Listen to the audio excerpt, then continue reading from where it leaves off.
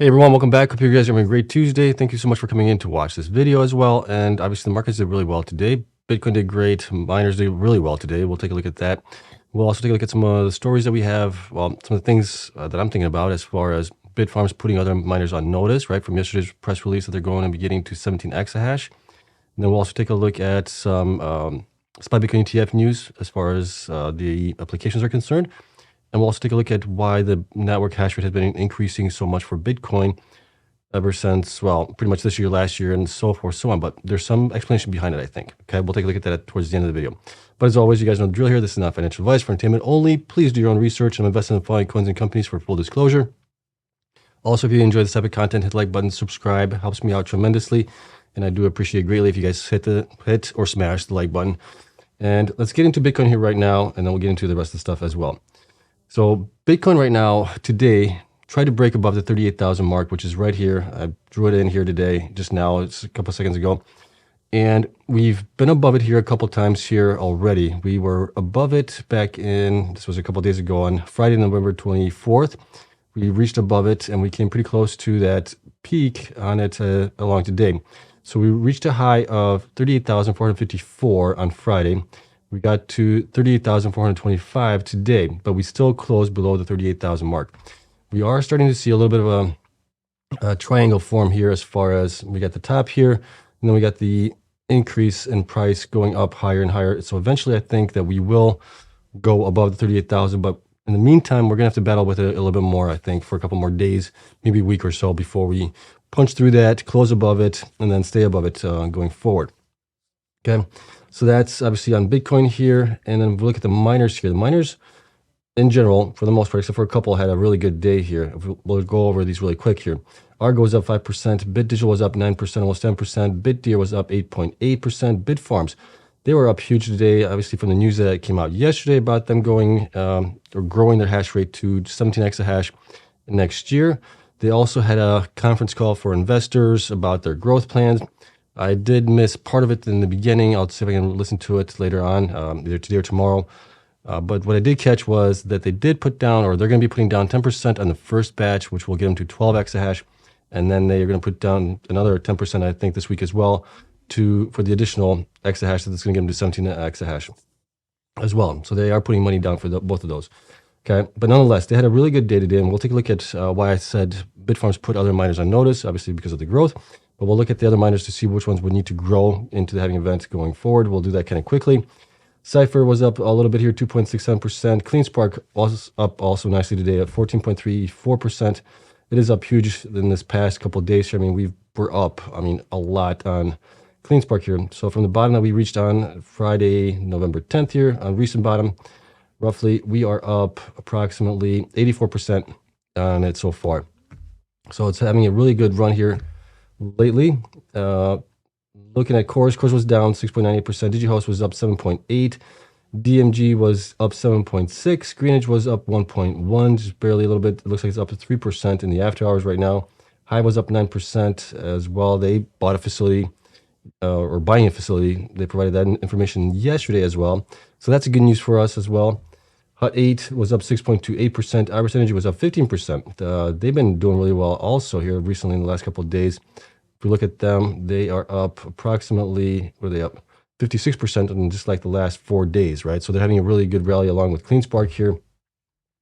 Marathon was up 9.75% as well.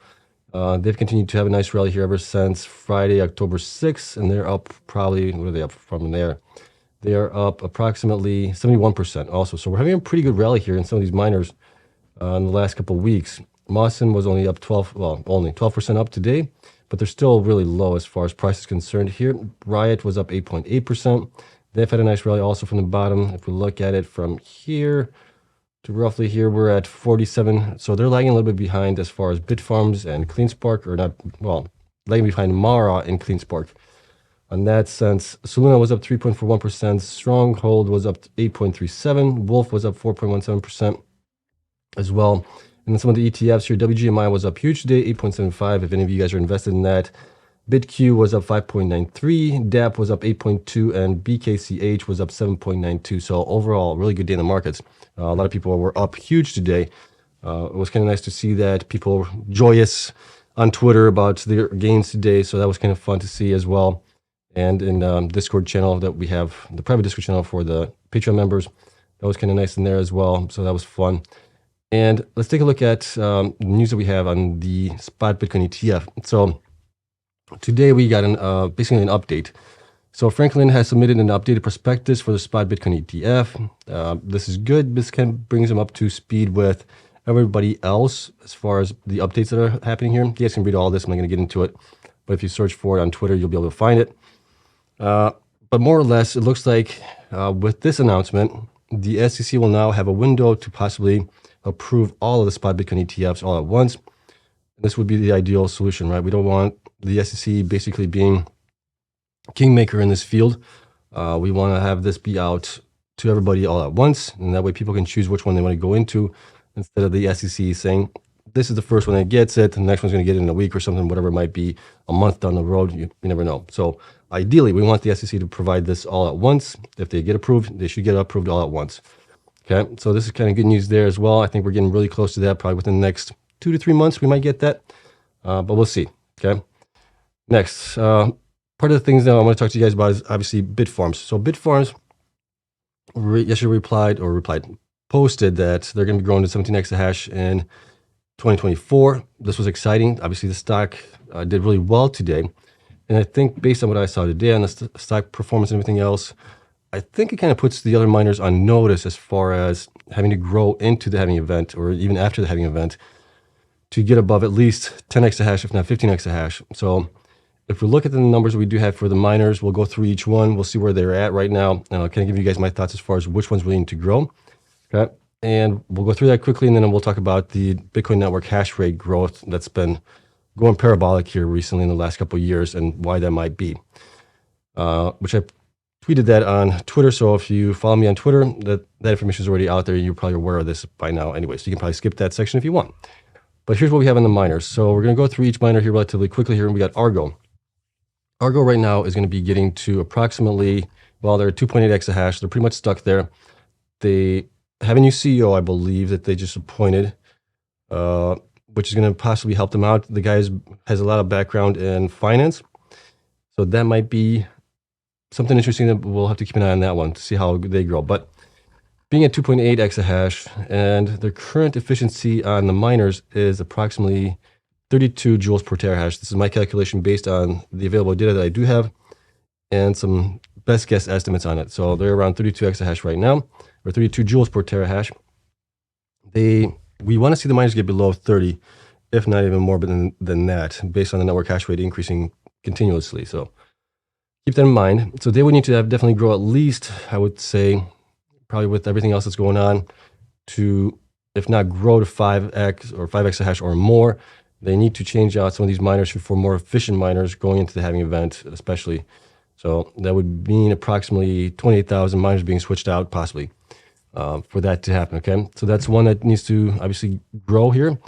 Bitdeer has right now 7.2 exahash for their self-mining. They're supposed to get to about 7.6. They're pretty good.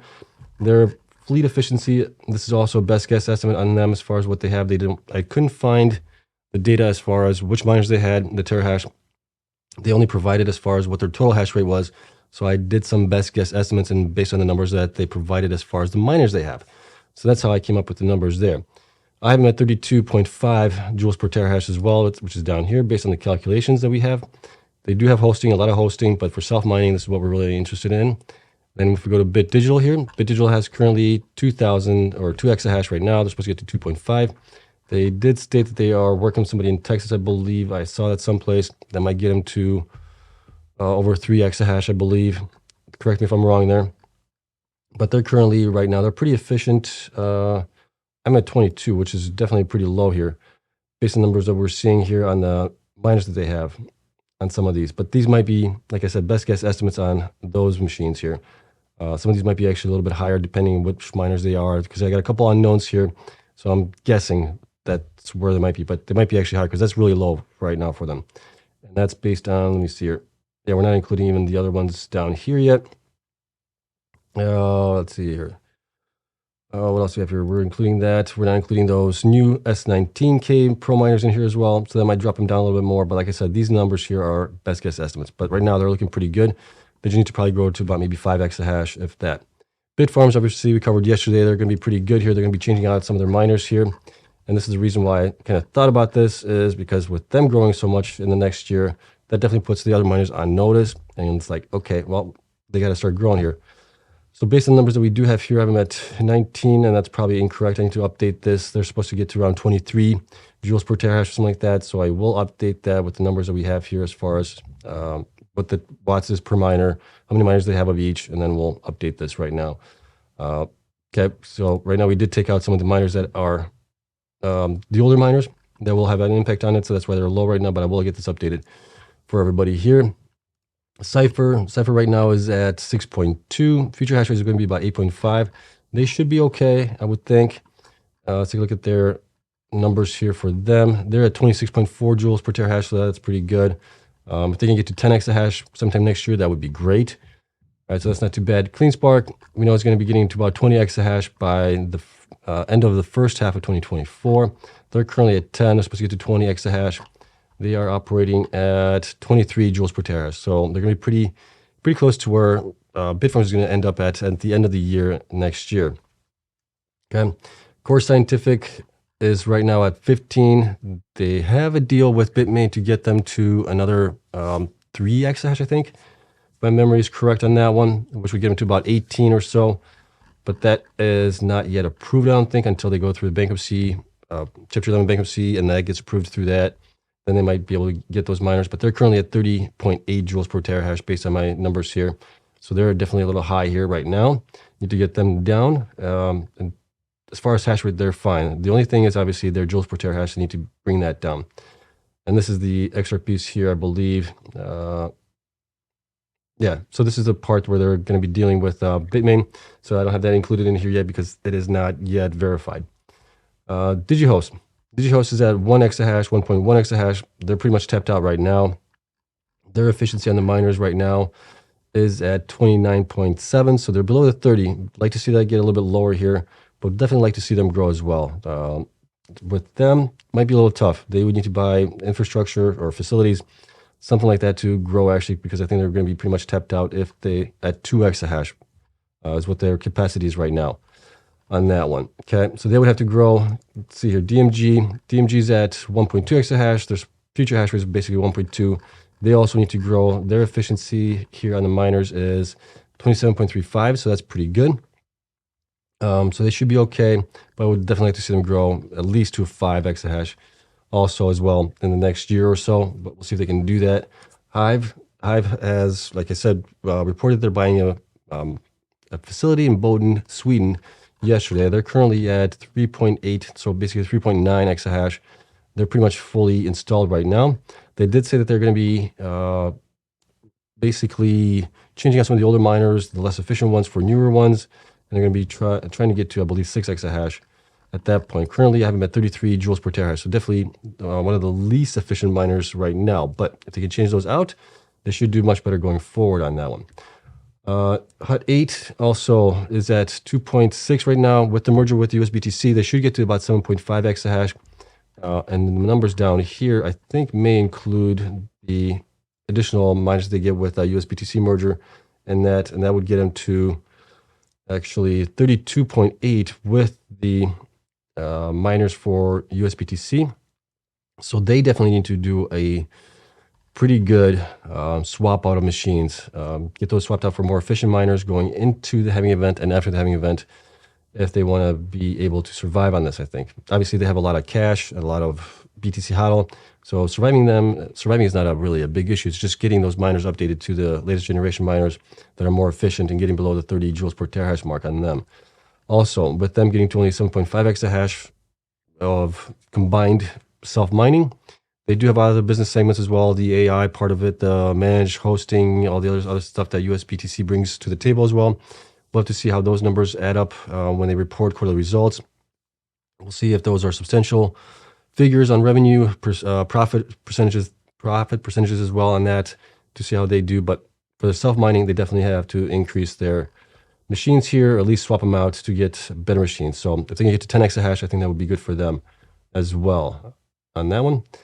Next is going to be Iris. Iris, we know, is trying to grow. They're getting more miners here. They are at 5.7. They're supposed to get to 7 exahash. They do have some of the more recent miners here, which is good. And currently they are at 26.3 joules per terahash, so I have no concerns there. They did say that they want to get to, 19 exahash or something like that by the end of 2024, and possibly sometime in 2025 get to like 30 exahash, if my memory serves me correct. So no really issues there. Marathon, I think Marathon's going to be next here, if I'm not mistaken. Let's see here. Got a bunch of these charts. Marathon, yep. Marathon is currently at 19.2. Future hash rate 24.6 exahash based on numbers that I have for them. They're going to be fine. There's no reason for them to worry about it. They're going to be growing anyways, regardless whether or not. They're currently at 23.3 joules per terahash. So definitely very efficient going into the halving event. Not a big issue there. Next is Mawson. Mawson right now is at 1.5 exahash roughly. Their future hash was supposed to be 1.8 roughly. They have also some of the older miners here. So they're going to be in a world of hurt coming the halving event. They're at 31.6 joules per terahash right now. And you can see the miners that they do have are the 90 terahash miners and the 85 terahash miners. So they definitely need to change those out if they're going to survive. And based on the numbers here, you can see total current assets are just declining here quarter after quarter, and total current liabilities are going down a little bit here, but not enough to make a significant difference here. So they might be in a world of hurt, might be in trouble come halving event. Next is Riot. Riot is at 11.7. They're supposed to get to 20. They do have the optionality to get to 30 exahash, I believe, with the machines that they purchased from, where they purchased those from, MicroBT. And they're currently at 26.0 joules per terahash, so they're fine. No worries with them as far as needing to grow. But they will grow nonetheless. Then we got Sphere 3D. The last three ones here, they're at currently 1.3. Future hash was supposed to be 1.8. They have, current miners are pretty good, I believe. Well, they're 100 terahash miners. So they're 29.5, so they're definitely under the 30 joules per terahash. I would like to see them grow even more after the halving event. We'll see if they can do that. We're seeing that obviously current assets are going down. Total current liabilities holding kind of flat here, but we're seeing current ratio decreasing as well, and their cost to mine Bitcoin increasing. So that might be another one that's going to be a growing concern going into the halving event, seeing if they're able to survive that going into it. If they don't grow more, at least to, I would say, 5 exahash, if not more. Next is Stronghold. Stronghold currently has 4 exahash. They do have, I think, miners that they're supposed to get some more in to get to, they said, 6 or 7 exahash sometime in the next couple months going forward. But they do have miners here. I didn't do calculations on them because, well, they just started reporting their monthly production updates back in when they started reporting in July again of this year, it looks like. So don't have a lot of data on them, but based on what they do have, they got the 130 terahash miners, the 119 and the 100 terahash miners as well. They should be pretty efficient there. They might be close to like 28, 30 joules per terahash, something like that. We're just looking at it really quick here. And I would think they would need to grow as well because they're, well, total current assets is down to 12.3. Total current liabilities at 28. Their debt to equity keeps increasing and their current ratio keeps decreasing. So they might be in a world of hurt come the halving event. And then finally, we got TeraWolf here. TeraWolf is at 5 exahash. They're supposed to get to 8.3. And looking at the miners that they do have right now, they are at 24.5 joules per terahash on that if they get everything installed here. So they're going to be fine going forward. So really not a concern there. So like the miners that I talked about here, some of these are going to definitely have to grow, especially the smaller ones, the ones that are below 5 exahash. We'd like to see those get to at least 5 exahash. The ones that are between 10 and 5 exahash, we'd like to see those guys get at least a 10, if not higher than that, because they're going to be generating less and less Bitcoin because everybody else is kind of overstepping them, it looks like, right now. Okay? Let me know what you guys think of this. This was just a quick review on that. And then let's take a look at the actual growth of the Bitcoin network here. So if we look at, where do I have that at? I think I have it here. So if we look at it here, this is the all-time record for network hash rate growth here. And you can see how this line, blue line here, is the network hash rate. It has been continuing going up with the exception of a couple of times here whenever we have either the halving event that happens, or like we had the mining ban here in May of 2021 from China. That dropped a lot of the miners out of China. That obviously then pulled it back up. So there's a couple of spots that we have a little dip here depending on Bitcoin price and things like that. But overall, when you look at it, I mean, this thing is starting to go parabolic on us again. And at that point, we might be in the next 2 years. We're currently at 467 on the 30-day average exahashes. In the next 2 years, we might be double that right now. The way things are shaping up, it just looks like it's going a lot faster to the upside than I was actually thinking it might. But then if we look at the numbers here, I ran some numbers going back to 2017 on the miners here. And you can see here that I used the miners from 2017, which were the Antminers S9s. Those were about 13.5, 13.3 terahashes or something like that. And then how many miners would it actually take to get to 1 exahash at that point, and then going all the way down to the latest ones that we have here, which are the 200 terahash miners, and how many miners would you need at that point and the cost of these things. So if you look at it here, in 2017, the 13.5 terahash miners, you would need 74,000 of those roughly to get to 1 exahash at a cost of about 140, depending on what cost you use. If you use like the 1.5 thousand, which was kind of the average cost, they went up a little bit, went down a little bit in 2017. But overall, they were about 1.5 is what I remember paying back then to get. I think I bought two miners, as the S19s back then, just to try them out at my own self-mining before we did a huge, a lot bigger mining farm with a friend of mine. But at that point, to get to 1 exahash, you need about $110, $115 million, right? And as time goes on, the miners have been getting more and more efficient, and you're needing less and less of those to get to 1 exahash. So now what we're seeing here is at the end right now this year, you're getting the Antminer S21s for 200 terahash. You would need only 5,000 of those miners to get to 1 exahash, right? So we're seeing a compounding effect on the increase in speed and the less miners that you need to get to 1 exahash. So we're seeing, miners buying 4 exahash of power, 10 exahash of power from these companies, where before we were seeing petahash, right? We weren't seeing exahash, we were seeing petahash increases. So we're having that kind of parabolic increase in the network hash rate based on this, because then now it's only costing you $10 million to get to basically 1 exahash with the 200 terahash miners, right? So if you wanted to get to the same amount over here that you spent, about the 150 million or so, you're looking at roughly 12 exahash, 14 exahash to do it, right? And you spent that much, that's how much you would get, basically. So you're seeing how much more you can get for the dollars now than you would be going back, just 6 years back. So I think this is the part of the reason why we're seeing the parabolic rise in Bitcoin network hash rate. Some people are also saying that network or government states are getting into it as well. And that could be the case a little bit here. But I think it's just mainly because the prices of the miners are still relatively the same, right? We're paying about $2,800 for the new miners. Back then they were about $1,500, but you're getting a heck of a lot more for it. You're getting 200 terahash instead of 13.5. So you can grow your hash rate a lot more. And that's kind of what we're seeing. We're seeing the miners buying these next generation miners, and it's pumping the network hash rate up. So let me know what you guys think of this, but obviously I need to do some numbers on as far as where Bitcoin network hash rate could be next year or 2025. If we're growing this much right now, like I said, we could be at 750 exahash by sometime in 2025, right? If not higher a little bit. So that's obviously going to have an impact on where the miners could be with the revenues and things like that when we look at the charts that we do and the metrics and the possible valuations as far as where they could be in price come like the peak of the bull run possibly. All right. So that is it. But yeah, kind of interesting things to take a look at here. A lot of good things are happening. Miners are going up. Bitcoin's going up. We're kind of battling with Bitcoin a little bit right now, but I believe we will go past the 38,000 mark. And then at that point, I think we'll go to 40,000 before we maybe come back a little bit down before we go up further again. Now, that all depends on where the spot Bitcoin ETF also goes. If they get approved faster, that could pump Bitcoin and the miners up even more. So there's still a lot of unknowns, but I think we're in a good spot. Going forward into the next year and a half to 2 years, I think this is going to be a fun time. It's going to be a time of a lot of, good times. So especially if you're investing in the miners, Bitcoin, whatever it might be, I think it's going to be a great time. So let me know what you guys think of all this. Don't have any spreadsheets for the YouTube, Patreon members today because, there's no really updates for anything. Tomorrow we got Wednesday. I don't think there's anything happening Wednesday. Thursday we're supposed to get CleanSpark fiscal year 2023 numbers. So we'll go over that, and then we'll get into also the miners, comparing them for the quarterly results.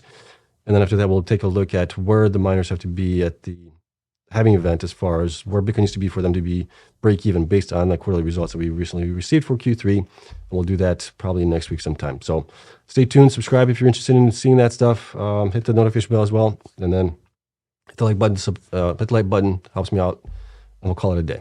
All right, I'm going to ramble on otherwise. Wish you guys a wonderful evening. I'll see you guys in the next one. Until then, bye.